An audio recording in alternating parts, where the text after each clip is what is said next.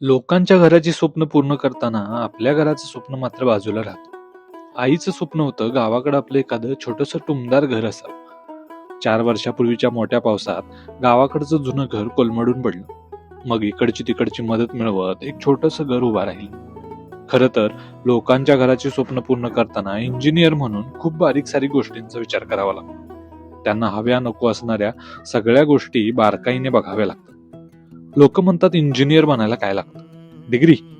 हो, पण त्याहून जास्त लागतं ते म्हणजे धैर्य, पेशन्स आणि जबाबदारी. कारण प्रत्येक डिझाईन मागे इंजिनियरची सही असते आणि ती सही म्हणजेच विश्वास. आणि हो, फक्त घरच असून चालत नाही, तर त्या घराला घरपण देणारी माणसं महत्वाची. कारण कितीही मोठ्या शहरात गेलो, कितीही महागडे हॉटेल्स, फ्लॅट्स पाहिले, तरी मनाला खरी ओढ लागते ती आपल्या छोट्याशा घराचीच.